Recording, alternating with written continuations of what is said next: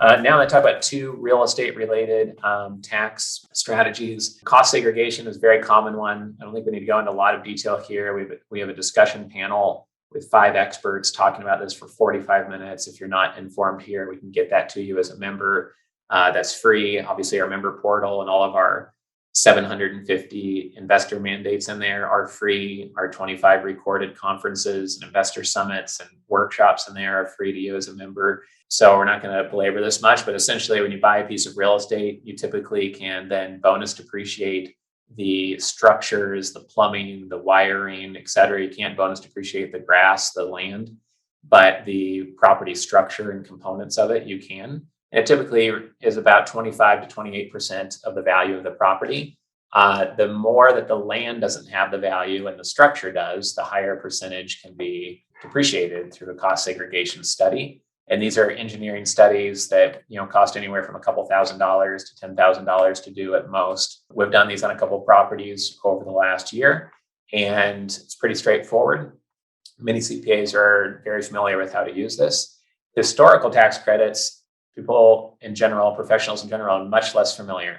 Historical tax credits take a nuanced process. There are 37 states that have historical tax credits at the state level that you need to navigate based on where you are. In some states, you can buy historical tax credits from others who have produced them. In some cases, you can use historical tax credits against federal taxes. In some cases, against different types of state taxes. You can do a whole day workshop on this topic. We interviewed a expert on this area. And we also talked about it on one of our discussion panels. So again, I would direct you to there. But if you're in real estate, these are two areas to at least know about and keep in mind.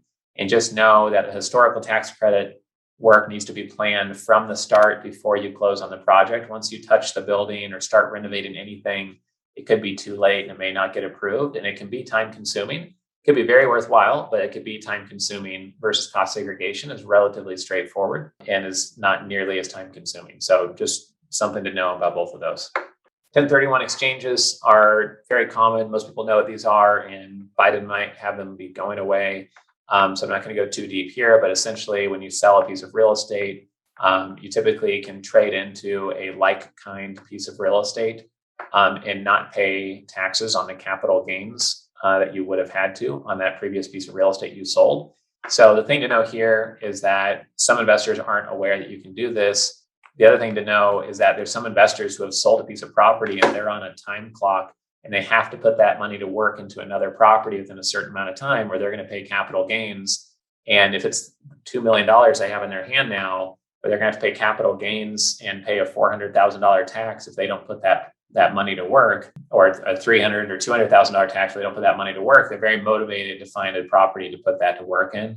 And so that's just something to keep an ear out for, to be helpful to someone, or to use that momentum that they need to have to move faster with that investor, maybe versus some other leads you could follow up with that have reached out to you. All right, health savings accounts. These are interesting just because they're little known and very flexible. It's one of the most tax efficient parts of the tax code, not huge dollar amounts per year, but this can add up to a nice emergency fund or a tax efficient fund to tap into down the road. So essentially, if you have a high deductible insurance plan, then you can be contributing $7,000 in change. It changes every year, but $7,100 or $7,200 into a health savings account.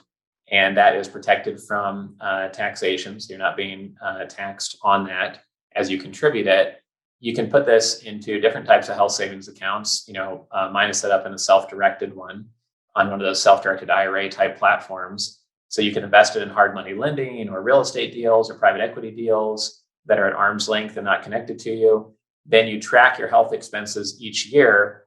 And if you want to, at the end of the year, you take the money out, also tax-free, as long as you spent $7,000 on your health, on healthcare related things that the doctor ordered. The doctor said, oh, you need to go to a chiropractor or a masseuse or something that is healthcare related. You typically can then track that in Excel, and you can take out the $7,000 that same year. And now you're able to use that $7,000 and use it tax-free for health expenses while it grew during the year in your investments. But the other thing that you can do is not take the money out but track those expenses for the next 15 years. And after 10 years, you put in $70,000 and change. So after 15 years, you'd have $100,000. And if it had grown by just 5 or 8 or 10% a year, you'd have maybe $250,000 in there, or a little bit less maybe.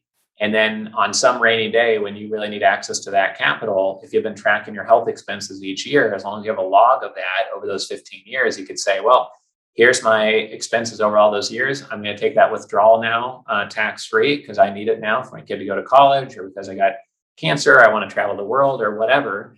And meanwhile, it grew tax-free in the account. It went in protecting you from taxation, and it came out protecting you from taxation. That's rare for a tax strategy to be able to go in and come out tax-free. And again, check with your CPA, check with tax experts on this, but just know that this exists. And, it's different. It's 7 to 9 different strategies stacking on top of each other that helps an investor become more tax efficient and have a more robust tax plan. Otherwise, if you rely on one idea, one plan, or one part of the tax code, and Biden changes it, or the IRS says, no, you didn't document that right. Well, now you have 6 other strategies that hopefully you did do right, and it doesn't all fall apart because your one strategy didn't hold up. So it's just one of those things that you can add value to an investor as you work with them, or just do for yourself if you have a high deductible insurance plan.